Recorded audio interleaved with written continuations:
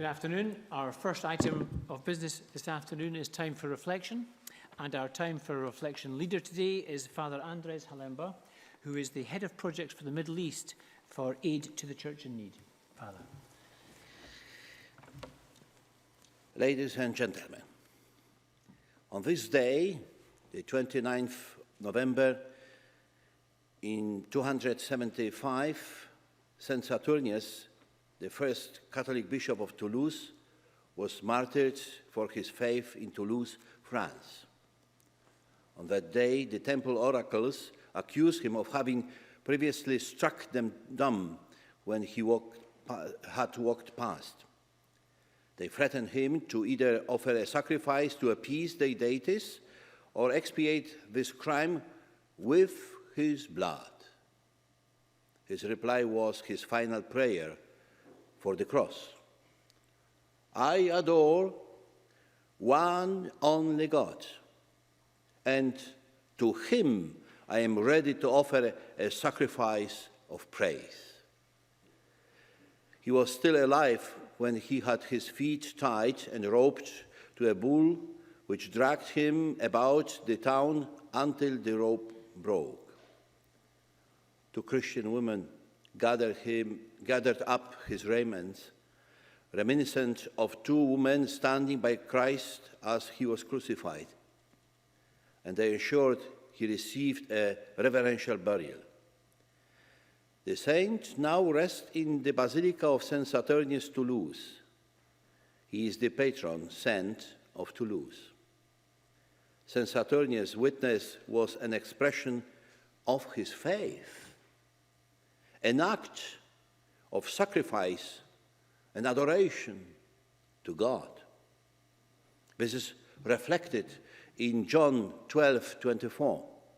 Truly, truly, I say to you, unless a grain of wheat falls into the earth and dies, it remains alone.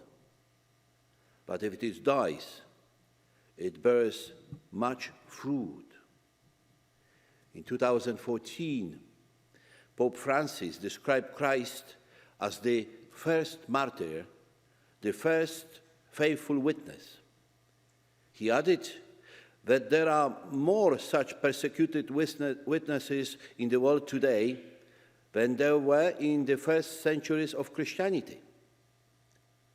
The persecution of Christians is not a distant or historic series of events, but a frightening reality for our brothers and sisters in Christ today. More Christians have been killed for their faith this century than the killing of Christians in all previous 19 centuries combined together.